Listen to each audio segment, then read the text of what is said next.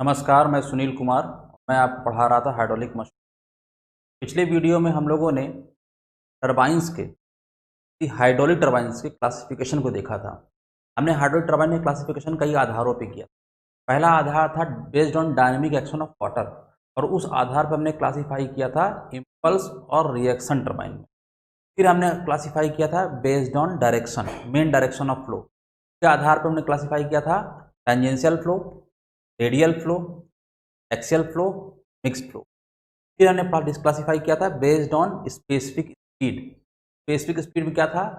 High specific speed, लो specific speed, medium specific speed. और specific speed के आधार पर पढ़ाते समय मैंने बताया था का हेड ज़्यादा उसकी स्पेसिफिक स्पीड कम। मतलब जो टरबाइन हाई हेड की कैटेगरी में आएगी, हेड वाइज तो हाई में होगी, तो स्पेसिफिक स्पीड वाइज लो में आएगी। तो हमने कल जो पढ़ा था उसको एक टेबल के माध्यम से समराइज कर, ताकि आपको याद रहे कि हमें एग्जाम में इतनी बातें याद रखनी है, तो इससे हमारा काम चल जाएगा। ठीक है, चलिए आगे बढ़ते। देखो, ये है वो टेबल जिसकी मैं बात कर रहा था। टेबल में पहली एंट्री क्या है? टरबाइन की। कि टरबाइन कौन सी? ये देखो, पेल्टन टरबाइन। हमारे कोर्स में 4 टरबाइन है: Pelton, Francis, Kaplan and propeller. Sir, Kaplan turbine भी तो प्रोपेलर टरबाइन है। यस, कपलान टरबाइन भी प्रोपेलर टरबाइन है, पर ये इसका मतलब है ये कौन सी प्रोपेलर टरबाइन है? एडजस्टेबल वेन्स वाली। एडजस्टेबल वेन का मतलब ब्लेड है, एडजस्टेबल ब्लेड वाली। और ये प्रोपेलर कौन सी है? फिक्स ब्लेड, इसीलिए लिखा है non adjustable when. Non adjustable का मतलब फिक्स्ड वेन, वेन्स अपने आप को एडजस्ट नहीं कर सकती। ये है एडजस्टेबल ब्लेड प्रोपेलर टरबाइन, यह है फिक्स ब्लेड प्रोपेलर टरबाइन। तो हमने टरबाइन्स के नाम लिखे। पेल्टन टरबाइन में 2 कैटेगरी, एक single jet, multi jet. Single jet Pelton turbine, multi jet Pelton turbine. तो ये single jet Pelton turbine, multi jet Pelton turbine, 2 प्रकार के पेल्टन टरबाइन क्यों है, और हम क्यों सिंगल जेट से मल्टी जेट पे गए? सिंगल जेट मल्टी जेट में अंतर क्या होगा, कब किसको इस्तेमाल किया जाएगा, हम लोग आगे समझेंगे जब पहले पेल्टन टरबाइन पढ़ेंगे। आज हम लोग पेल्टन टरबाइन पढ़ेंगे, उसके बाद सिंगल जेट मल्टी जेट भी समझ में आ जाएगा आपको। फिर क्या है, अगला एंट्री कौन सी है? टरबाइन के टाइप की, कि ये जो टरबाइन जिनके हमने नाम गिनाए हैं वो कौन से टाइप में आती है, मतलब इम्पल्स में आती है कि रिएक्शन में आती है। फिर ये टरबाइन जो है किस हेड के अंतर्गत आती है, हाई हेड की, लो हेड की, मीडियम हेड। फिर किस स्पेसिफिक स्पीड रेंज में आती है, इनमें फ्लो का टाइप क्या है, कितना डिस्चार्ज रिक्वायर्ड होगा, फिर स्पीड रेशियो। कल मैंने डिस्चार्ज की बात नहीं की थी, आज मैं बात करूंगा डिस्चार्ज की भी है। ओके, देखो पहले समझो, Pelton turbine single jet multi jet ये इंपॉर्टेंट नहीं है। पेल्टन टरबाइन किस में आती है? पल्स में, आप रट रखा है। फ्रांसिस में आती है रिएक्शन में, और कपलान और प्रॉपलर भी किस में आता है? रिएक्शन में। कपलान और प्रॉपलर के लिए वैल्यू सब कुछ सेम होंगी, सिर्फ अंतर सिर्फ होगा कपलान में ब्लेड एडजस्टेबल, प्रॉपलर में ब्लेड फिक्स्ड। देखो, या इन दोनों में जो भी एंट्री है सब साथ में लिखी, इसका अलग नहीं है। देखो, सबका साथ है, जो कुछ इसके लिए है वही इसके लिए, दोनों साथ लिखा हुआ है। अच्छा, तो आपने इतना तो याद रखा है, पेल्टन क्या है? इम्पल्स, और ये सब क्या है? रिएक्शन। यहाँ रिएक्शन का मतलब क्या है? प्योर रिएक्शन नहीं, यहाँ रिएक्शन का मतलब है इम्पल्स रिएक्शन। आपको मैंने बताया था कि पेल्टन टरबाइन या इम्पल्स टरबाइन जो होती हैं किस काम करती हैं? हाई हेड पर। आज मैं आपको बताऊंगा क्यों हाई हेड पर पेल्टन टरबाइन या इम्पल्स टरबाइन हाई हेड पर क्यों, मीडियम हेड पे क्यों नहीं, लो हेड पे क्यों नहीं, तो मैं आपको आज बताऊंगा। और हाई हेड का क्या मतलब था? 300 से 2000। सर, मुझे ये डेटा याद होना चाहिए। यस, 300 से 2000 ना याद हो तो केवल इतना याद हो, 300 से ऊपर, 300 और 300 से ऊपर जो होगा वो हाई हेड है। मीडियम हेड 60 से 300, लो हेड अप टू 60 मीटर, मतलब 60 मीटर तक, मतलब 60 से या 60 से नीचे। स्पेसिफिक स्पीड मैंने आपको बताया था, इसका हेड हाई होगा, स्पेसिफिक स्पीड क्या होगी?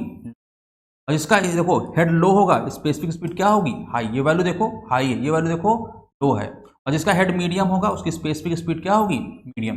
फिर मैंने बताया था आपको डेटा कैसे याद करना है। हाई हेड का डेटा क्या था? 300 से 2000। तो जो हाई हेड का डेटा है बिल्कुल वैसा ही डेटा किसमें आ जाएगा? High specific speed. 300 से 2000 को 300 से 1000 कर लीजिए बस। अच्छा, लो हेड का डेटा क्या था? 10 से 60। 10 से 60 यह मैंने बताया था, अप टू 60 का मतलब है 10 से 60। 10 से 60।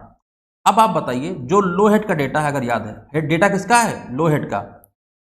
लेकिन यही डेटा, सेम डेटा इस्तेमाल हो जाएगा लो स्पेसिफिक स्पीड में भी, 10 से 60, 10 से 60 और 35 पे हम ब्रेक कर लेंगे, तो 10 से 35, 35 से 60। ओके, और मीडियम हेड में 60 से 300, यहाँ भी 60 से 300। सर एक बात बताइए, ये जो यूनिट है, हेड की यूनिट तो आपने क्या लिखी है, मीटर मीटर मीटर, तो क्या जब आप ये वैल्यू यहाँ ले जाएंगे तो ये भी मीटर में है? नहीं, ये स्पेसिफिक स्पीड है, ये मीटर में नहीं होगी, स्पेसिफिक स्पीड मीटर में नहीं होगी, है। मीटर किसकी यूनिट होती है, लंबाई की। सर इसका मतलब ये आरपीएम है, यूनिट आरपीएम होगी, मैं आपको बताऊंगा नहीं, इसकी यूनिट आरपीएम भी नहीं होती, आरपीएम भी नहीं होती। सर यहाँ पे आपने कोई यूनिट लिखी ही नहीं है, क्या मतलब शायद कोई यूनिट होती ही ना हो। मैं आपको बताना चाहता हूँ नहीं, यूनिट होती, जो स्पेसिफिक स्पीड है इस यूनिट होती है।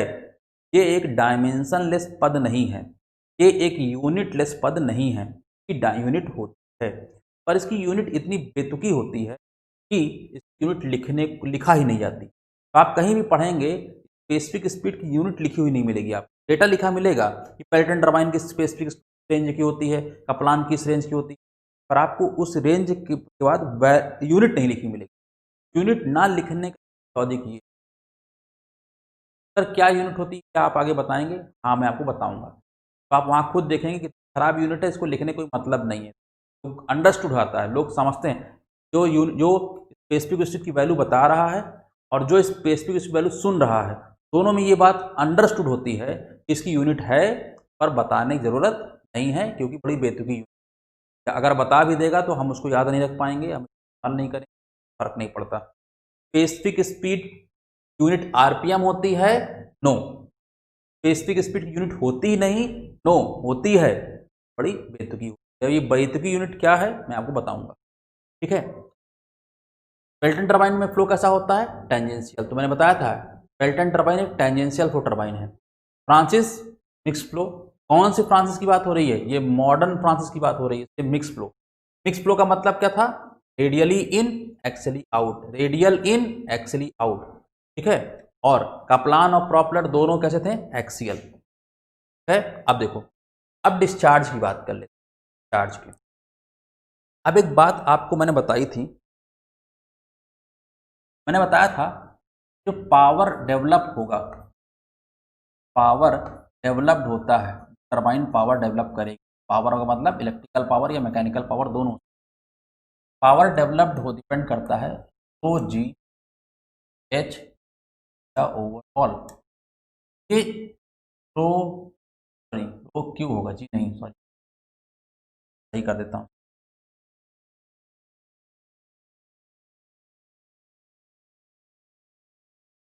रो गामा क्यू जी,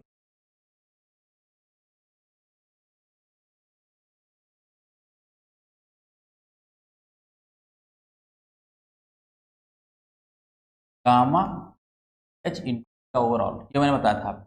यहाँ गामा का मतलब क्या होता है, गामा का मतलब होता है स्पेसिफिक या इसको कई बार बोलते हैं डेंसिटी, क्या बोलते हैं, डेंसिटी। किताबों में इसको गामा के लिए यहाँ पे डब्लू, स्मॉल डब्लू से व्यक्त किया जाता है, मैं गामा इस्तेमाल करता हूँ, ठीक है। तो आपको मालूम होगा कि ये चीज़ तो दिए गए फ्लूइड के लिए होती है, कांस्टेंट हो गई। अगर आप पानी प्रयोग कर रहे हैं, पानी हाइड्रो टरबाइन है तो पानी का प्रयोग कर रहे हैं, ये वैल्यू 9810 फिक्स हो गई, हो जाएगी। और वाटर, वाटर के लिए कितना होता है ये, वाटर के लिए, वाटर के लिए कितना होता है ये, 9810 टन पर मीटर क्यूब, ने हाइड्रोलिक्स में पढ़ाया है, याद भी होगा। ये वैल्यू फिक्स है वाटर के लिए, ये कंपोनेंट्स पे डिपेंड करे कि उसमें लॉस वगैरह है, ये दो चीज़ें जो हम सेलेक्ट है। इसका मतलब क्या, जो पावर होगी, पावर वो प्रोपोर्शनल होगी किस पे, क्यू पे, क्यू के और एच के। अब एक बात समझो, मान लो कहीं पे आप एक हाइड्रो पावर प्लांट लगाना चाहते हो, मान लो आप एक प्राइवेट कंपनी है, ठीक है, कोई भी कंपनी हो सकती है, और आप कहीं पर एक हाइड्रो पावर प्लांट लगाने में इंटरेस्ट, मान लो हो सकता है उत्तराखंड या कहीं पर जहाँ पानी अच्छा खासा अवेलेबल है, किसी नदी किनारे वगैरह, आप हाइड्रो पावर प्लांट लगाना चाहते हो, तो आप सरकार के पास जाओगे, गवर्नमेंट के पास जाओगे और कहोगे मैं हाइड्रो पावर प्लांट लगाना चाहता हूँ, तो गवर्नमेंट आपको ऑर्डर देगी, आपको आपके रिक्वेस्ट को मानेगी। लेकिन जब वो मानेगी तो पहले आपसे पूछेगी कि आप हाइड्रो पावर प्लांट लगाना चाहते हो तो किस कैपेसिटी का लगाना चाहते हो, किस कैपेसिटी का मतलब आप हाइड्रो पावर प्लांट लगाओगे तो उससे कितनी इलेक्ट्रिसिटी जनरेट होगी। तो आपने कहा सर मैं तो 100 मेगावाट का 100 मेगावाट का प्लांट लगाना चाहता हूँ, 100 मेगावाट का हाइड्रो इलेक्ट्रिक पावर प्लांट। सरकार को आपने ये बताया मैं 100 मेगावाट का प्लांट लगाना चाहता हूँ। सरकार आपसे ये नहीं पूछेगी कभी कि आप कौन सी टरबाइन लगाना चाहते हो, पेल्टन का प्लान फ्रांसिस, वो भी नहीं पूछेगी। वो बस इंटरेस्टेड होती है कि आप कितने मेगावाट का प्लांट लगाना चाहते हो। क्योंकि अगर आप जो प्लांट लगा रहे हो तो ज़्यादा पावर प्रोड्यूस करेगा, एक बड़े हिस्से की इलेक्ट्रिसिटी की रिक्वायरमेंट को पूरा कर सके। फायदा है। अगर आपने प्लांट लगाया और बहुत थोड़ी सी इलेक्ट्रिसिटी जनरेट करवाई, इतनी इलेक्ट्रिसिटी जनरेट करवाई कि उससे एक बड़े हिस्से की इलेक्ट्रिसिटी की रिक्वायरमेंट पूरी नहीं, प्लांट लगाने कोई मतलब नहीं निकलेगा ना।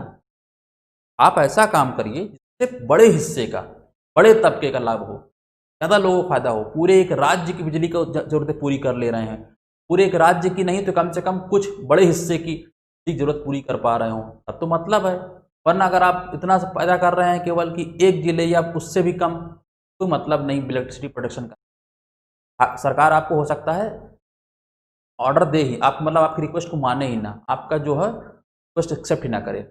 आपकी रिक्वेस्ट तब एक्सेप्ट होगी जब एक अच्छा खासा इलेक्ट्रिसिटी प्रोड्यूस करने के लिए आप कहेंगे हम सर 100 मेगावाट करेंगे या इतना करेंगे उतना करेंगे, मतलब एक बड़ी वैल्यू। सरकार आपसे पूछेगी आप कितना इलेक्ट्रिसिटी प्रोड्यूस करेंगे, आपने कहा इतना, मान ली सरकार ने एक्सेप्ट कर लिया आपकी बात। अब आपको इतनी इलेक्ट्रिसिटी पैदा करना है, यही है वो इलेक्ट्रिसिटी जो आप पैदा करेंगे। अब आप बताओ ये इलेक्ट्रिसिटी जो पैदा होगी वो किस पर डिपेंड करेगी, क्यू पर और एच पर, क्यू पे और एच पे, क्यू और एच पे। इसका मतलब अगर, अब देखो अगर ये चीज फिक्स हो गई ना, आप इतना पावर पैदा करने जा रहे हो, ये तो फिक्स हो गई। इसका मतलब क्या, ये पावर जो जनरेट हो रही है ये फिक्स हो गई, ये तो कांस्टेंट हो गई, आपको कितना पैदा करनी है।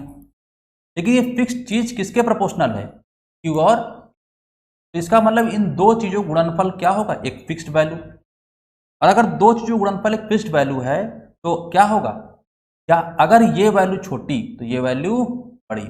इन दोनों को अपने आप को इस प्रकार से मैनेज करना होगा, या हमें इन दोनों का सिलेक्शन इस प्रकार से करना होगा कि अगर एच हेड हमारा ज्यादा हो, क्यू क्या हो, कम। और अगर एच हमारा कम हो, क्यू क्या हो, ज्यादा। और अगर हमारा एच मीडियम हो, तो क्यू भी क्या हो, मीडियम। एच मीडियम हो, क्यू भी क्या हो, मीडियम। ठीक है। ऐसा करने से क्या होगा, ये दोनों वैल्यूज मल्टीप्लाई होकर हमेशा हमें क्या देंगी, एक फिक्स क्वांटिटी।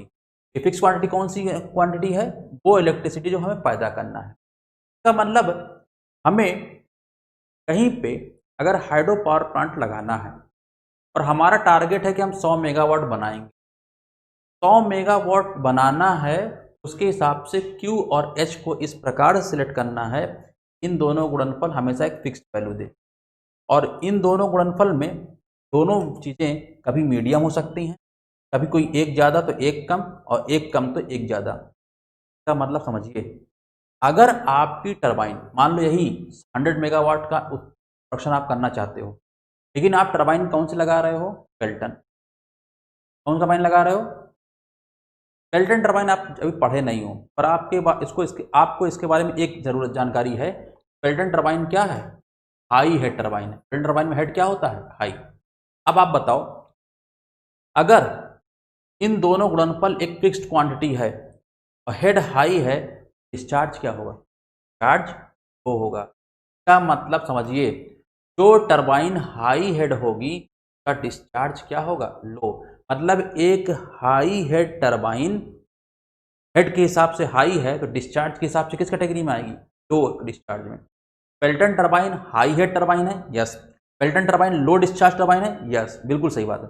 इसी प्रकार अगर आप बात करें कप्लान की, कप्लान या प्रॉपेलर की, कप्लान और प्रॉपेलर दोनों की बात कर सकते हैं। इन दोनों में क्या कौन अच्छा है कौन खराब है बाद में बताऊंगा, लेकिन अभी समझिए कप्लान और प्रोपेलर दोनों क्या हैं, हाई हेड की लो हेड, लो हेड। और अगर हेड लो है तो इन दोनों गुणनफल सेम क्वांटिटी है, इसके लिए क्यू क्या रहेगा, ज़्यादा। क्यू क्या रहेगा, ज़्यादा। इसका मतलब कप्लान और प्रोपेलर हेड वाइज, हेड की दृष्टि से लो हेड की कैटेगरी में आएंगे, इन डिस्चार्ज की दृष्टि से हाई डिस्चार्ज कैटेगरी में आएंगे। वैसे ही आओ फ्रांसिस, फ्रांसिस फ्रांसिस टरबाइन मतलब मॉडर्न फ्रांसिस टरबाइन हेड की दृष्टि से किस में आता है, मीडियम में। तो डिस्चार्ज किस दृष्टि से आएगा, ताकि ये भी मीडियम रहे, ये भी मीडियम रहे, कोई छोटा नहीं कोई बड़ा नहीं, सब दोनों कंपेरेबल वैल्यूज हैं, क्या होगा, आएगा। इसका मतलब क्या, फ्रांसिस हेड की दृष्टि से किस कैटेगरी में आती, मीडियम हेड, और डिस्चार्ज दृष्टि से किस कैटेगरी में आएगा। इसका मतलब देखो, हेड ज़्यादा डिस्चार्ज कम, हेड कम तो डिस्चार्ज ज़्यादा, और हेड मीडियम तो डिस्चार्ज भी। अब आते हैं, देखो यहाँ पे पेल्टन टरबाइन किस में आया था, हाई हेड, डिस्चार्ज क्या होगा। कप्लान और प्रोपेलर किस में आए थे, लो हेड, डिस्चार्ज क्या होगा, हाई। और फ्रांसिस किस में था, मीडियम, तो डिस्चार्ज क्या होगा। याद करना आसान है। देखो आपको अगर हेड याद है, आपको याद है हेड, जानते हो अगर हेड याद है, जिसका हेड ज़्यादा होता है कि स्पेसिफिक स्पीड क्या होती है, लो, और डिस्चार्ज भी क्या होगा, लो। इसीलिए पेल्टन टरबाइन हाई हेड है तो स्पेसिफिक स्पीड वाइज लो है और डिस्चार्ज वाइज भी लो है। ए कप्लान और प्रोपेलर क्या है, हेड वाइज लो हैं तो स्पेसिफिक स्पीड वाइज हाई हैं और डिस्चार्ज वाइज भी हाई हैं। तो आप समझ पा रहे हैं कि अगर आपको हेड वाला वैल्यू याद है तो स्पेसिफिक वाला भी याद रह जाएगा और डिस्चार्ज वाली वैल्यू और डिस्चार्ज वाला भी याद हो जाएगा। तो डिस्चार्ज में यहाँ आपने कोई वैल्यू नहीं लिखी है, पूछा नहीं जाता ना, वैल्यू पूछी नहीं जाती, इसलिए हमने लिखी भी नहीं, और इस वैल्यू को निर्धारण करना इतना आसान भी नहीं, इसकी जरूरत नहीं है। ओके, अब अगली बात है इस रेशियो, रेशियो सर ये क्या चीज़ है। देखो ये एग्जाम में जल्दी पूछा नहीं जाता, पर याद हो तो अच्छी बात है। देखो स्पीड रेशियो क्या, पहले हम ये भी समझ लेते हैं। देखो मैं थोड़ा सा मिटा देता हूँ, साफ कर देता हूँ। देखो आपको मैंने बताया था कि मैंने फ्लैट प्लेट, कर्व प्लेट लेके बहुत सारी बातें की। मैंने आपको बताया था ना, जैसे कि मान लो कि ये कोई पेल्टन टरबाइन की बात कर लें, पेल्टन टरबाइन बात करें, पेल्टन टरबाइन के बारे में बात करेंगे, पर थोड़ा सुन लो। पेल्टन टरबाइन में मैंने बताया था आपको, पेल्टन टरबाइन में जो मैक्सिमम इफिशिएंसी का फार्मूला होगा, मैक्सिमम इफिशिएंसी का फार्मूला होता 1 प्लस कॉस थीटा बाई 2। तो मैं ड्राइव भी कर सकता हूँ पर ज़रूरत नहीं है, ठीक है। इसके लिए मुझे वेलोसिटी ट्रायंगल समझाना पड़ेगा आपको, लेकिन आप वेलोसिटी ट्रायंगल ना समझें और केवल ये फार्मूला याद कर लें तो भी आपका काम 1 प्लस कॉस थीटा। लेकिन ये फार्मूला तब होता है जब ब्लेड स्मूथ हो, when blades are smooth, when blades are smooth, blades are. लेकिन अगर ब्लेड स्मूथ नहीं है तो तब ये फार्मूला बनता है ये 1 प्लस के कॉस थीटा बाई 2, 1 प्लस के कॉस थीटा। यहाँ के क्या होता है, के होता है ब्लेड फ्रिक्शन कॉफिशिएंट। के का नाम क्या होता है, ब्लेड फ्रिक्शन कॉफिशिएंट,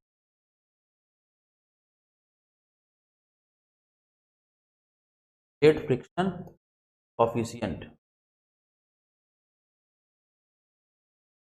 ब्लेड के फ्रिक्शन को लेकर जब भी ये वैल्यू बोल दे, समझ जाओ ब्लेड फ्रिक्शन कॉफिशिएंट। और इसका मान हमेशा 1 से कम होता है, हमेशा 1 से कम या बराबर होगा, ठीक है। 1 के बराबर कब होगा, जब स्मूथ होगा, और अगर स्मूथ नहीं है ब्लेड तो 1 के कम। और इसकी फार्मूला क्या होगा, के बराबर होता है PR2। PR मतलब रिलेटिव वेलोसिटी, VR मतलब रिलेटिव वेलोसिटी, 2 का मतलब एग्जिट पर, ब्लेड के एग्जिट, और VR1 रिलेटिव वेलोसिटी कहाँ पर, एक एंट्री पर, ठीक है। आपको याद होगा मैंने ब्लेड्स बनाई थी, याद होगा आपको मैंने ब्लेड बनाई थी, कहा था आ रहा है वेलोसिटी, जा रहा है वेलोसिटी 1 से, याद है। अगर ये प्लेट फिक्स है, मैंने बताया था कि ये बी और B1 बराबर होगा ब्लेड अगर स्मूथ है। अगर ब्लेड स्मूथ है यहीं पे ए का मान होगा, यही हमारी रिलेटिव वेलोसिटी बन जाएगी 1 ऑन। और अगर बताओ ये B1 और बी सेम हो तो वैल्यू क्या हो जाएगी ए। और अगर स्मूथ नहीं है ब्लेड, फ्रिक्शन है, तो ये वैल्यू कम होगी, B1 क्या होगी 20, तब ये वैल्यू 1 से कम आएगी। और अगर बराबर है तो 1 के, यहाँ मैंने B1 भी लिखा है लेकिन सही मायने में ये रिलेटिव वेलोसिटी है एग्जिट पर, वेलोसिटी है रिलेटिव वेलोसिटी एट एग्जिट का, एग्जिट ब्लेड का इनलेट ब्लेड का, ठीक है। ब्लेड फ्रिक्शन कोएफिशिएंट का मान 1 से ज़्यादा, 1 के बराबर भी हो सकता है, 1 से कम भी हो सकता है, याद रखिएगा। और अगर इसका मान दे दे तो फार्मूले में वैल्यू पुट करें। और आप खुद देख रहे हैं कि अगर ब्लेड स्मूथ है, अगर blade smooth, if blade is smooth, blade is, अगर ब्लेड स्मूथ है क्या होगा, के का मान, फिर जैसे ही आप के का मान 1 रखेंगे फार्मूला ऊपर वाला आ जाएगा। लेकिन ये इफिशिएंसी का जो फार्मूला है, मैक्सिमम एफिशिएंसी का फार्मूला है, ये किस शर्त पे आया था, ये आया था एट मतलब किस शर्त पे, ये था जब Q का मान, ब्लेड स्पीड का मान V/2 के बराबर था।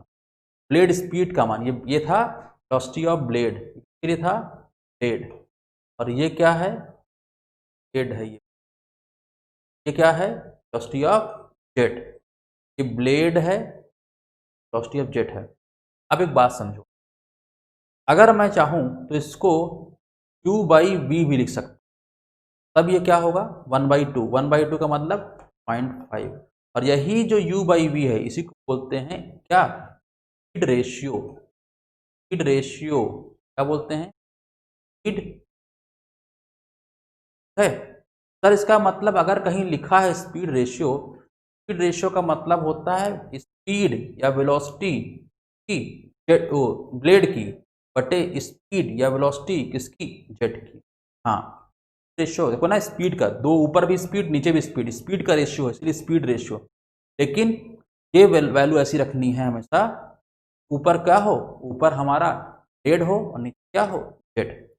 तो अगर आपसे कोई बोले स्पीड रेशियो क्या है पेल्टन टरबाइन में, पेल्टन टरबाइन में स्पीड रेशियो हमेशा वो कंडीशन होती है पर एफिशिएंसी क्या होती है, मैक्सिमम।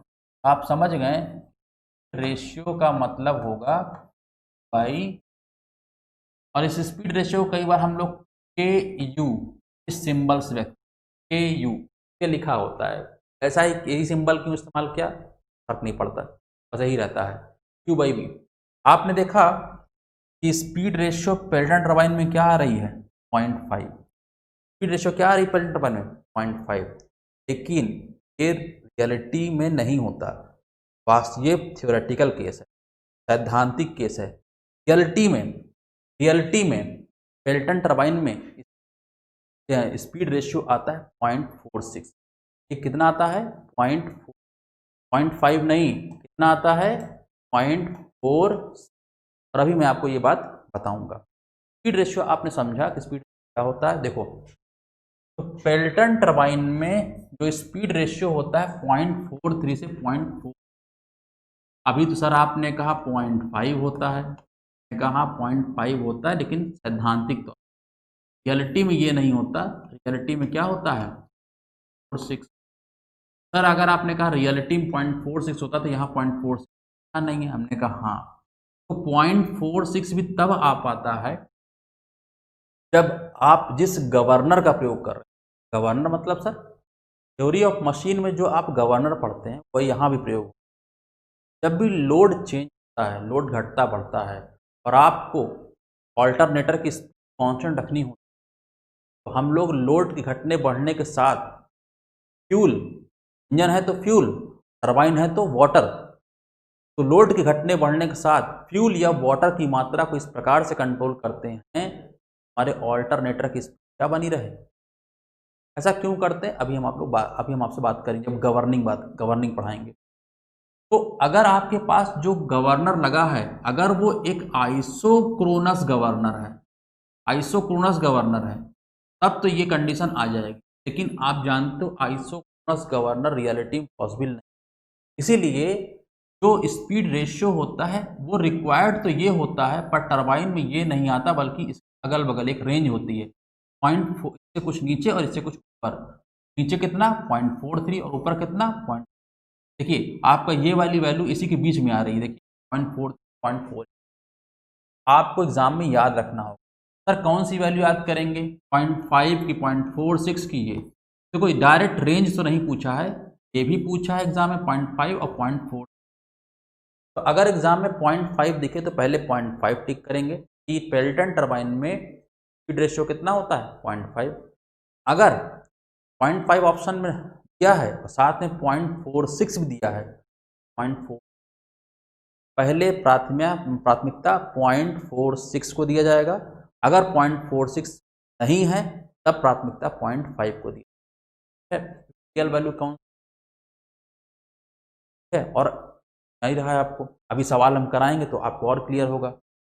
चलिए, फ्रांसिस में ये वैल्यू कितनी होती है रेशियो, और कपलान में कितनी है। एक बार इंजीनियर के एग्जाम में पूछा यूपीआरबीएनएल ने, पीआरबीएनएल उत्तर प्रदेश राज्य विद्युत उत्पादन निगम लिमिटेड पूछा भी गया कि कपलान टरबाइन स्पेसिफिक स्पीड कितनी होती, तो उसमें आंसर लिया था उसने, पूछ लिया 1.4 से 2 के बीच कुछ भी हो सकती है, पर बड़े साइड उसने लिया आंसर 2, एग्जाम में पूछ भी लिया।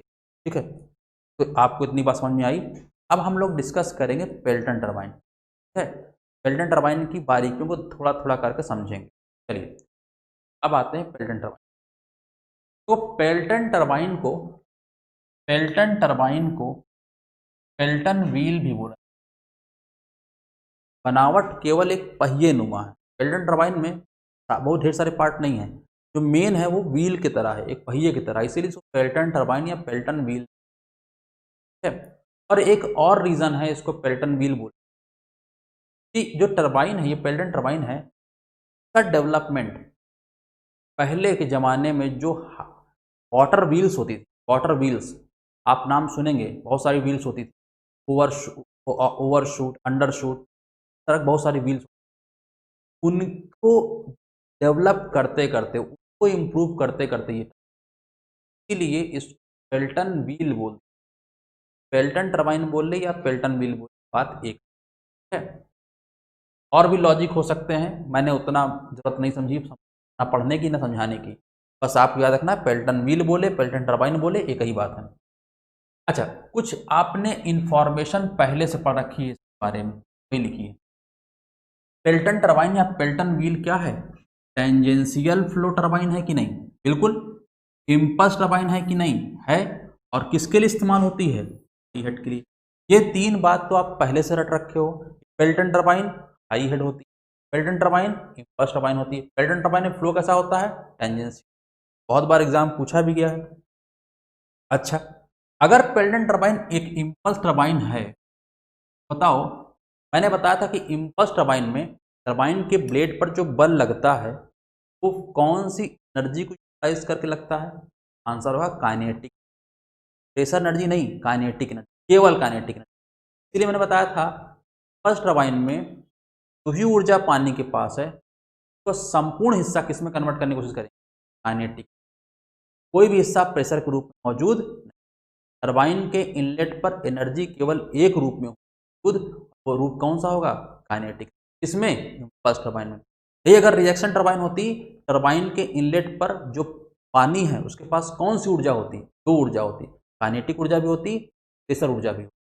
लेकिन यहाँ रिएक्शन टरबाइन नहीं है, ये कौन सी टरबाइन है, इम्पल्स टरबाइन। वही तो लिखा है, क्या लिखा है, in an impulse turbine the pressure energy, आपको मैंने बोला सारी एनर्जी किस में कन्वर्ट करेंगे, काइनेटिक एनर्जी। अगर कुछ प्रेशर एनर्जी भी होगी तो वो भी किस में कन्वर्ट करेंगे, काइनेटिक। मतलब जो जो रूप में ऊर्जा है टरबाइन के इनलेट पे सारी ऊर्जा किस में कन्वर्ट हो जानी चाहिए, kinetic. The pressure energy of water is converted into kinetic. अरे केवल प्रेशर एनर्जी क्यों, कोई भी एनर्जी हो, प्रेशर एनर्जी हो, पोटेंशियल एनर्जी हो, कुछ भी हो, फाइनली किस में कन्वर्ट करना है, काइनेटिक। और ये काइनेटिक एनर्जी में कैसे कन्वर्ट करेंगे, पानी को पास कराएंगे नोजल से। नोजल क्या करता है, नोजल क्या करता है, प्रेशर एनर्जी को कम करता है और काइनेटिक एनर्जी को बढ़ाता है। या कह सकते हो प्रेशर के कॉस्ट पर, प्रेशर के दम पर या प्रेशर को यूटिलाइज करके काइनेटिक एनर्जी को बढ़ाता है। तो नोजल हमेशा काइनेटिक एनर्जी या वेलोसिटी को बढ़ाता है एट द कॉस्ट ऑफ, ये बताइए, when pass through nozzle and on the high velocity jet of water the formed water wheel is used for driving the wheel, form water jet is used for driving the wheel. कहना क्या चाहता, सुनो, impulse turbine है तो जानते हो सारी ऊर्जा किसमें कन्वर्ट करना है, काइनेटिक। लेकिन कैसे कन्वर्ट करेंगे, देखो ये है पेनस्टॉक जो आ रहा है डैम से, और इस पेनस्टॉक के अंत पे लगा देंगे हम नोजल, और नोजल से पानी जब निकलेगा सारी ऊर्जा किसमें कन्वर्ट हो जाएगी, केवल और केवल काइनेटिक एनर्जी में, केवल और केवल काइनेटिक एनर्जी में। और अब ये जो पानी है अगर टरबाइन के ब्लेड्स पर टकराएगा, टरबाइन के ब्लेड्स पर टकराएगा, क्या लगाएगा, बल लगाएगा, और बल लगेगा तो ये क्या करेगा, घूमेगा, और अगर ये टरबाइन घूमेगी ये शाफ्ट भी, ठीक है, शाफ्ट भी घूमेगा। अब एक बात बताओ, यहाँ पे हमने किया क्या, जो भी ऊर्जा थी उसे किसमें कन्वर्ट कर लिया, काइनेटिक ऊर्जा। कैसे, पानी को एक नोजल से पास करा के, नोजल से पास कराने से क्या हुआ, अगर कुछ प्रेशर एनर्जी रही भी होगी पानी के पास तो फाइनली किसमें कन्वर्ट हो गई होगी, काइनेटिक। और ऐसा करने से क्या हुआ, हमें एक हाई वेलोसिटी जेट मिला। जब नोजल से पास कराए पानी को तो हमें क्या मिला, एक हाई वेलोसिटी जेट, और इस हाई वेलोसिटी जेट का ही प्रयोग करेंगे इस ड्राइव कर पाने में, सामने वही लिखा है, देखो क्या लिखा है, एंड क्या लिखा है, देखो when pass through the nozzle, क्या है, in impulse turbine the pressure energy of water is converted into kinetic when pass through the nozzle and form माने बनाना, form the high velocity jet. क्या होगा, सारी काइनेटिक एनर्जी, सारी pressure energy kinetic convert हो जाएगी, और क्या प्राप्त होगी, एक हाई वेलोसिटी, क्या प्राप्त होगा, हाई वेलोसिटी। और ये किसका high velocity of jet, water की, और किसमें की, और इस वाटर जो जेट मिली इसका इस्तेमाल कर क्या किसमें कहाँ करेंगे, वही लिखा है, the formed water jet, water jet मिली है, धारा मिली है पानी की, उसका प्रयोग कहाँ करेंगे, फॉर ड्राइविंग द, इसमें कोई मैंने ऐसी बहुत बड़ी बात बताई क्या, बात नहीं बताई, ठीक है। अब देखो आगे बढ़ते, आगे बढ़ते, ये देखिए इसी को जो मैंने यहाँ व्हील बना रखी है तो मैं दिखाता हूँ, ब्लेड्स जो बने हैं ब्लेड का शेप दिखाता हूँ, नोजल आपको दिख रहा है, ये देखिए यहाँ पे, ये है वो व्हील, इसी व्हील को बोलते हैं पेल्टन टरबाइन या पेल्टन व्हील, पेल्टन टरबाइन या पेल्टन व्हील, ठीक है। और ये है शाफ्ट, है वो शाफ्ट में क्या होगा, रोटेट करने से मैकेनिकल एनर्जी।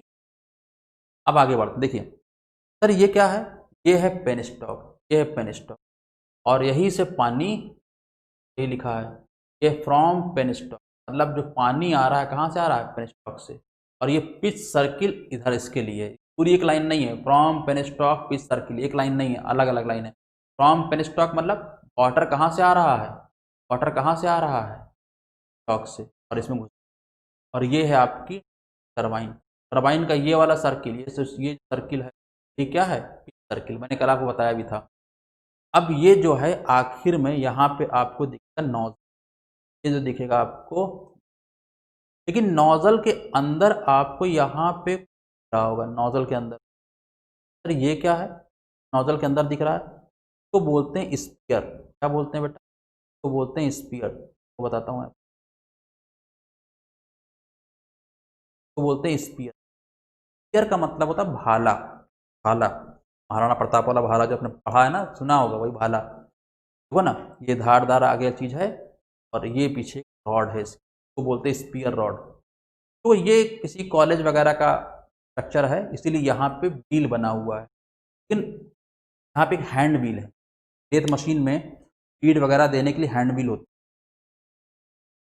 लेकिन एक्चुअल पेल्टन टरबाइन में व्हील नहीं लगी होती, बल्कि इस रॉड को ऑपरेट करने के लिए पूरा एक सर्वो मैकेनिज्म होता है, और सर्वो मैकेनिज्म को कमांड कौन देता है, सिग्नल कौन देता है, हमारा गवर्नर, हमारा गवर्नर इस प्रकार से ऑपरेट होता है ये भाला, ये रॉड है, ये नोजल के अंदर अभी आगे जाए।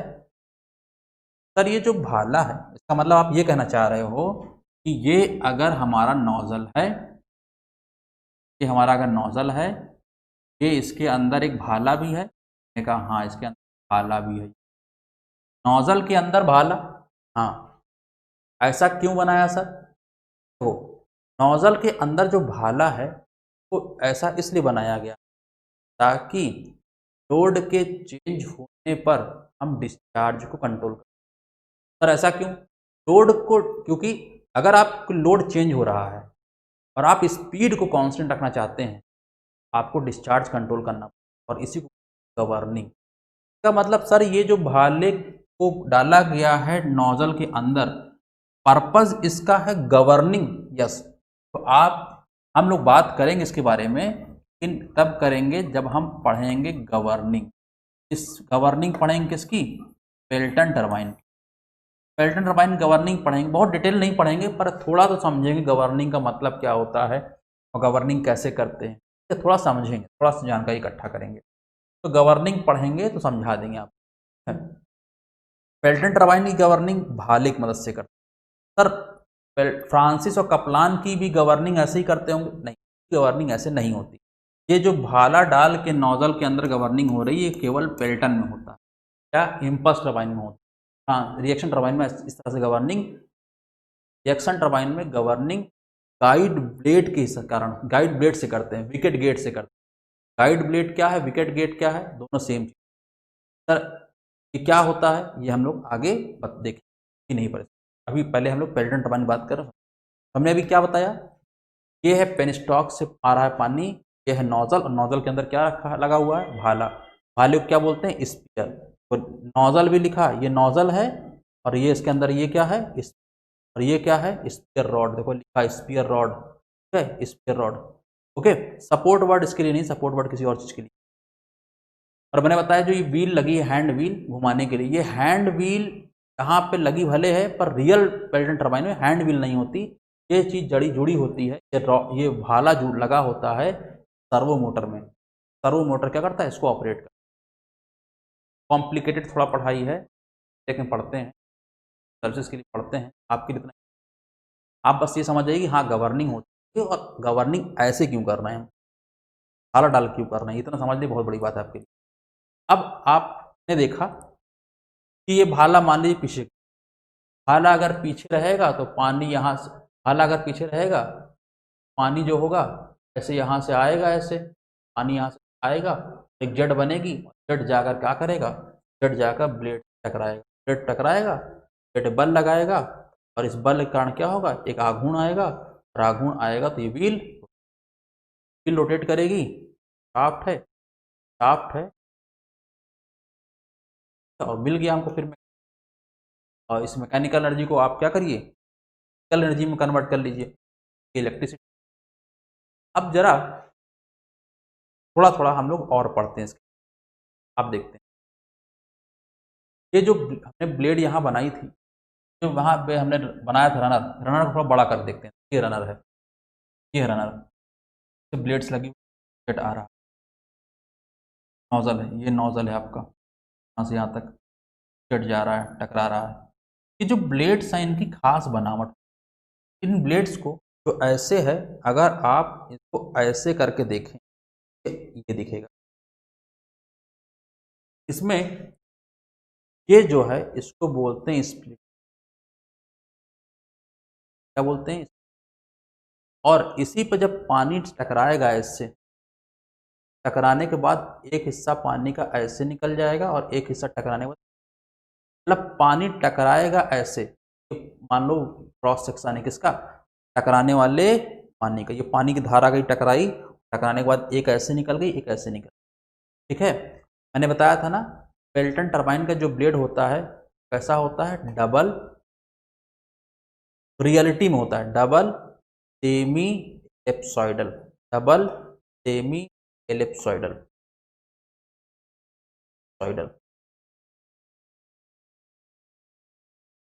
डबल सेमी एलिप्सॉइडल, ठीक है। ये होता है। लेकिन कुछ किताबों में डबल सेमी इलिप्सोइडल ना बोलकर डबल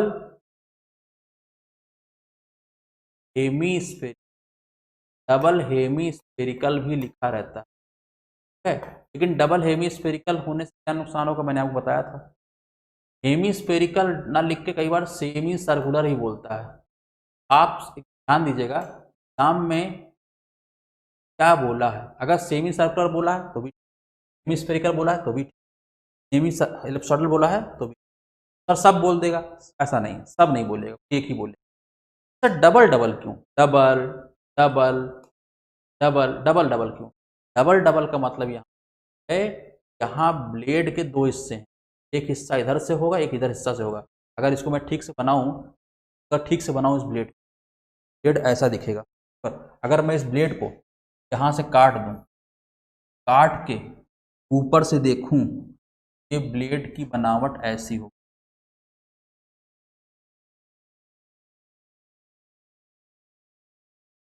बन गया।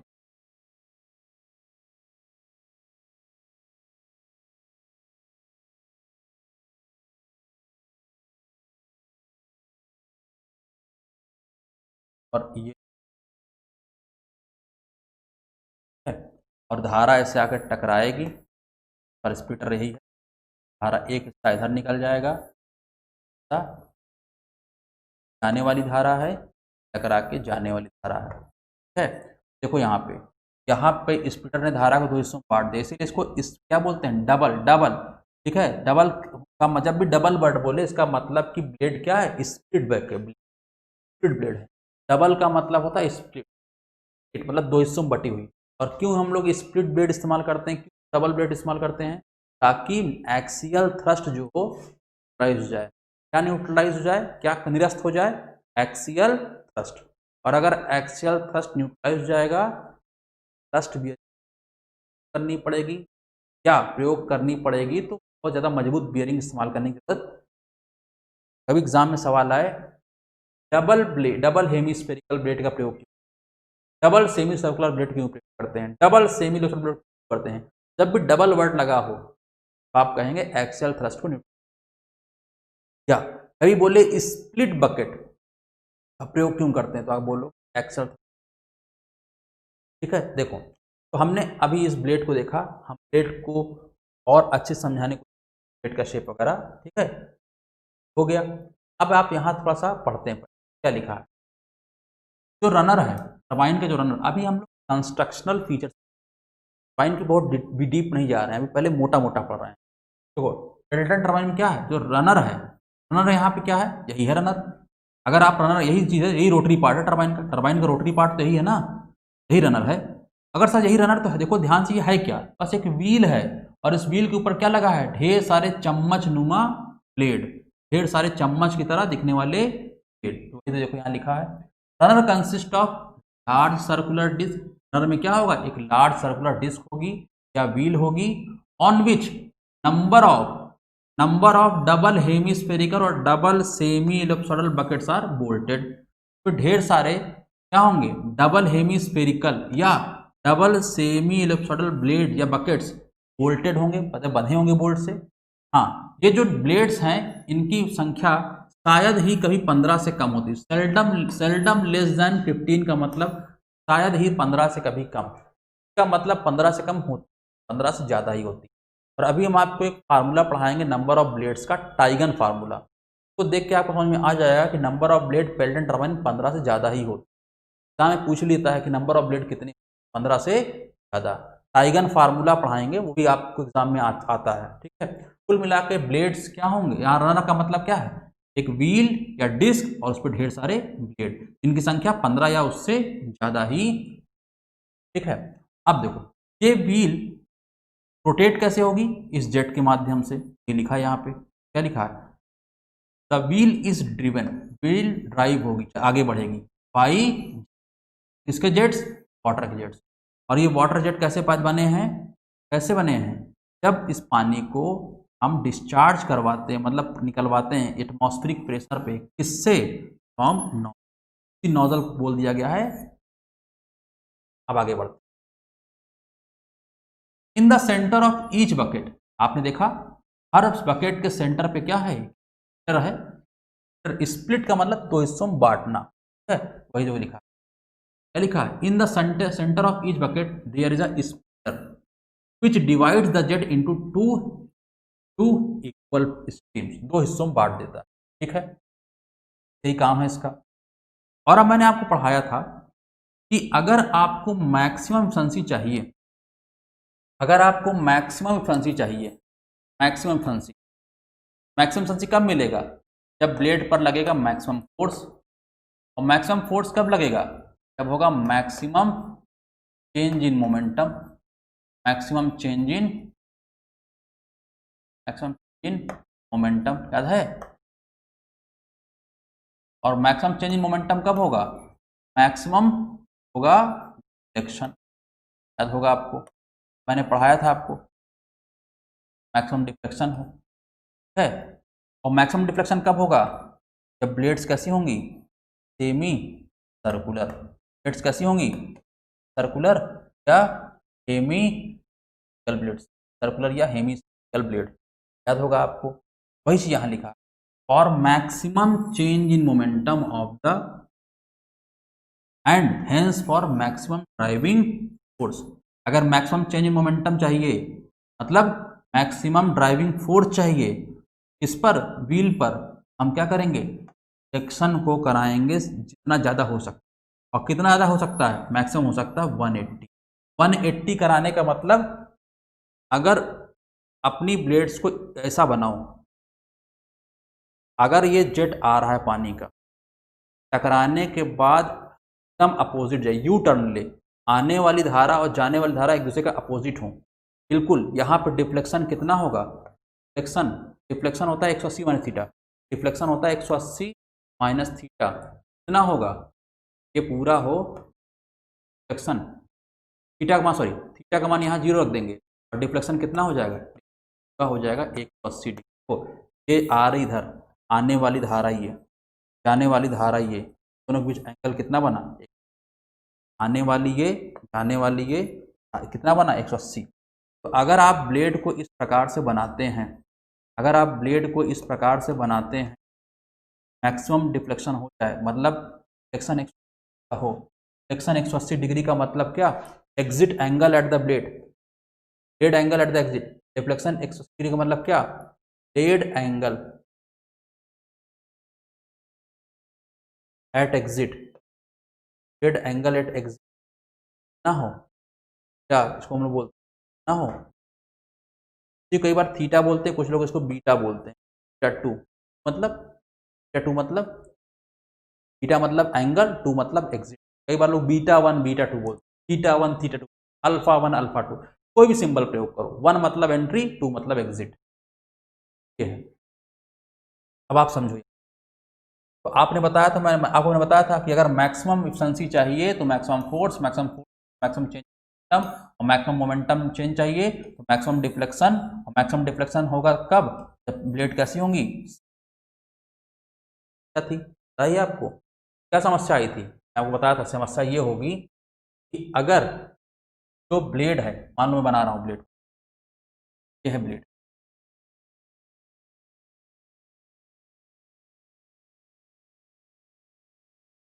कितना बड़ा हो गया, आप समझिए, आप ये मानिए बराबर है, धारा आके टकराने के बाद ऐसा, लेकिन क्या ये ब्लेड आगे जा रहा होगा तो उसका एक ब्लेड नहीं होगा, अगर ये ब्लेड है, ये ब्लेड जब ऐसे होगा तो उसके पीछे एक और ब्लेड होगी ना, ऐसे, मैं इस ब्लेड को ही बनाता हूँ, इस ब्लेड को ही बनाता हूँ, देखो ये है आगे वाली ब्लेड और इसके पीछे वाली ब्लेड,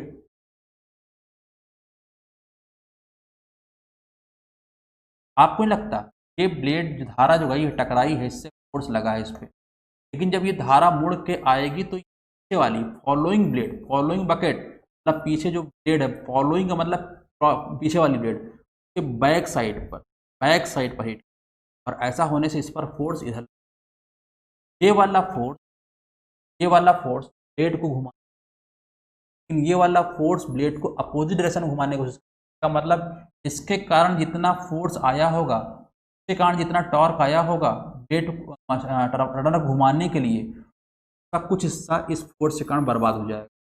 देखिए आप तो पढ़ रहे हो कि मैक्सिमम, अगर सर्कुलर ब्लेड है तो maximum deflection, maximum change momentum, maximum force, तो ये तो सही होगा। सर्कुलर ब्लेड लगाओगे क्या होगा, मैक्सिमम डिफ्लेक्शन होगा, मैक्सिमम चेंज मोमेंटम होगा, मैक्सिमम फोर्स नहीं आ पाएगा क्योंकि इसका लॉस हो जाएगा। और फिर मैक्सिमम सेंसिटिविटी क्या करेंगे, ब्लेड को थोड़ा सा मॉडिफाई करेंगे। कैसे मॉडिफाई करेंगे, देखो कैसे मॉडिफाई करेंगे जरा हम लोग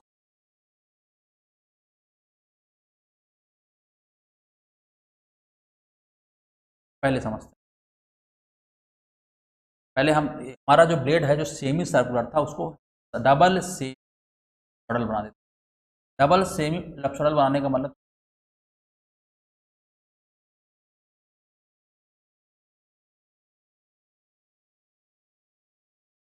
ये सेमी सर्कुलर नहीं है।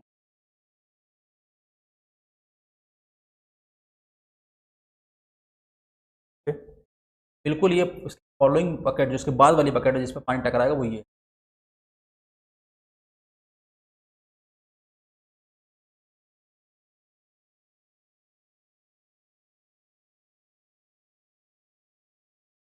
ये नहीं दिख रही है पर आप समझिए। अब देखो पानी यहाँ पे आया, ये स्प्लिटर है, पॉइंट दिख रहा है पर है ये पूरी लाइन टकराया, आधा हिस्सा ऐसे निकला, आधा हिस्सा पानी का ऐसे निकला। क्या ये जो आ रहा है ये फॉलोइंग ब्लेड बैक साइड पे हिट नहीं, क्या होगा हमारा मैक्सिमम डिफ्लेक्शन तो क्या उतना नहीं मिला जितना सर्कुलर ब्लेड में मिलेगा, सर्कुलर ब्लेड, और उससे तुलना में कम मिलेगा, पर जो हिट करने वाली प्रॉब्लम वो सॉल्व हो जाएगी। इस समय ब्लेड जो है वो ब्लेड पे जो फोर्स है मैक्सिमम तो नहीं मिलेगा, जो भी मिलेगा वो दी हुई परिस्थिति के हिसाब से मैक्सिमम हो जाएगा। ठीक है, ये हमने डबल और इससे क्या हुआ, हमारा थोड़ा सा डिफ्लेक्शन कम हो गया। 180 जहाँ था अब 180 नहीं होगा, बल्कि क्या होगा 60 से लेकर 175 के बीच। लोग लिखते हैं 165 डिग्री, ना 160 ना 165 डिग्री। 165 का मतलब क्या, देखो ये आने वाली धारा थी, आने वाली बढ़ाओ, ये एंगल 65 डिग्री। अगर ये क्या है, इसका मतलब अगर ये 165 है तो थीटा क्या होगा 15, थीटा कितना होगा 15। इसका मतलब हमने यहाँ पे थीटा को 10 डिग्री क्या किया, 20 डिग्री, 10 डिग्री, हाँ जीरो रख रहे थे वहाँ 10 से 20 है। ओके वही देखो यहाँ है इन प्रैक्टिस, मतलब रियलिटी में, हालांकि द डिफ्लेक्शन इज अबाउट 160, 180 165 हो पाए। ऐसा क्यों करते हैं, तो दैट वाटर अ बकेट, ताकि पानी एक ब्लेड, बकेट मतलब एक ब्लेड, बकेट का मतलब ब्लेड, ब्लेड से लौट रहा हो, लीव कर रहा हो, छोड़ रहा हो, मतलब निकल रहा हो, may not hit the back side of, ताकि ये पानी फॉलोइंग बकेट है उसके बैक साइड हिट, से थोड़ा सा फोर्स कम मिलता है, एफिशिएंसी कम मिलती है, लेकिन ठीक है समस्या थी वो सॉल्व हो गई। आपको याद समझना याद रखना है। ओके अब क्या है, ये जो नंबर ऑफ जेट है, नंबर ऑफ जेट है की बात कर लें। हमने थोड़ा सिंगल जेट पेल्टन टरबाइन की बात की थी, मल्टी जेट पेल्टन टरबाइन की। सिंगल जेट मल्टी जेट में जेट है वो क्या होता समझो। अभी यहाँ पे आप देखो, यहाँ पर क्या है, एक ही नोजल है, तो मैं साफ कर देता हूँ। तो यहाँ पे नोजल कितना है, एक, और एक ही जेट है। लेकिन अगर आपको ज़्यादा पावर प्रोड्यूस, तो आप क्या करोगे, आप मल्टीपल जेट्स का प्रयोग करोगे। यहाँ पे भी एक नोजल लगा दोगे, यहाँ पे भी एक नोजल, और एक पानी यहाँ पे टकराओगे, आप यहाँ पे भी एक नोजल लगा दोगे और एक पानी यहाँ पे टकराओगे। इस प्रकार से कई पेल्टन व्हील ढेर सारी नोजल का प्रयोग और ज़्यादा पावर प्रोड्यूस, का मतलब सर सिंगल जेट की तुलना में मल्टी जेट हम लोग इसलिए प्रयोग करते हैं ताकि ज़्यादा पावर प्रोड्यूस हो। यस, अभी हम आपको आगे पढ़ाएंगे। अगर सिंगल जेट पेल्टन टरबाइन से पावर पी पैदा हो रही है और अगर मल्टी जेट में आपने एन जेट का प्रयोग, कितनी संख्या है जेट की, एन, पावर कितनी, इंटू टी। आप देखोगे अगर नंबर ऑफ जेट 2 है तो पावर 2 गुनी, नंबर ऑफ जेट 3 तो पावर 3, मतलब जेट की संख्या जितना बढ़ाएंगे पावर उतना ही बढ़ता है। मतलब बहुत बढ़ा सकते हैं, नहीं, लिमिट है, इंटरफेरेंस है। समझिए क्या प्रॉब्लम है यहाँ पर। अगर आप जैसे इसकी बात करिए, इसकी बात करते हैं, इस पेल्टन टरबाइन को देखिए, इस पेल्टन टरबाइन का जो रनर है, रनर, एक रनर होता है, एक शाफ्ट होता है। अगर आप देखिए रनर, रनर इस प्लेन में है, रनर इस प्लेन में, और ये प्लेन है वर्टिकल प्लेन, और शाफ्ट, शाफ्ट ये है। शाफ्ट किस प्लेन में है, शाफ्ट है हॉरिजॉन्टल। तो दो तरीके से बोलिएगा, शाफ्ट हॉरिजॉन्टल है या रनर वर्टिकल। या तो शाफ्ट के रिस्पेक्ट में बोलेगा या तो रनर के रिस्पेक्ट में, आपको समझना होगा। आप किसी एक रिस्पेक्ट में याद कर लो। आप, हमने याद रखा है शाफ्ट के रिस्पेक्ट। अगर शाफ्ट हॉरिजॉन्टल है, अगर शाफ्ट हॉरिजॉन्टल है, अगर शाफ्ट हॉरिजॉन्टल रहेगा, शाफ्ट क्या, हॉरिजॉन्टल, शाफ्ट हॉरिजॉन्टल, अगर हॉरिजॉन्टल शाफ्ट है, number of jet, number of jet होता है वो मैक्सिमम कितना इस्तेमाल कर सकते, केवल 2। पेल्टन टरबाइन में ऐसा नहीं कि आप नंबर जेट बढ़ा लो कितना भी मैक पावर प्रोड्यूस करने के लिए। अगर आपका पेल्टन टरबाइन का शाफ्ट हॉरिजॉन्टल है, नंबर ऑफ जेट मैक्सिमम कितना हो सकता है, यही अगर ये टरबाइन ऐसे जो है ऐसे रोटेट कर रही है, ऐसे रोटेट ना करती बल्कि हॉरिजॉन्टल प्लेन में रोटेट करती, और हॉरिजॉन्टल प्लेन में कब रोटेट करती, जब शाफ्ट वर्टिकल होता। शाफ्ट वर्टिकल हो, जब शाफ्ट क्या हो, वर्टिकल, शाफ्ट वर्टिकल,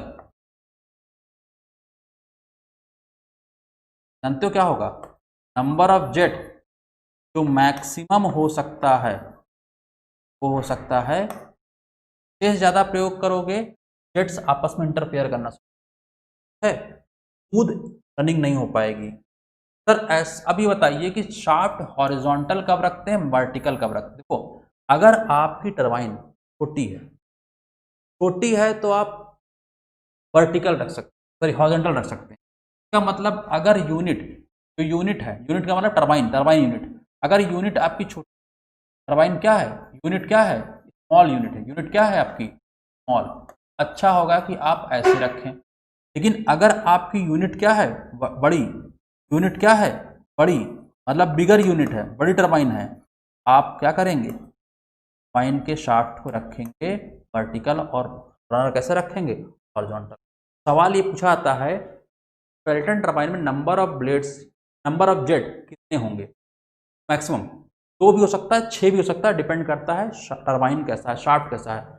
यही देखो मैंने यहाँ लिख रखा है, number of jets is not more than 2, 2 से ज़्यादा नहीं होगा, मतलब मैक्सिमम कितना होगा, 2, और हॉरिजॉन्टल शाफ्ट, शाफ्ट हॉरिजॉन्टल या runner vertical, and is limited to 6, और यही नंबर ऑफ जेट 6 पे लिमिटेड होगी, मतलब 6 ज़्यादा नहीं होगी, कब, तो वर्टिकल शाफ्ट, शाफ्ट वर्टिकल या रनर हॉरिजॉन्टल। तो आपने ये बात समझी, हमने पेल्टन टरबाइन के बारे में थोड़ी सी बात समझी। अभी हम इस पर और बात करें, आगे जो बातें होंगी अगले वीडियो।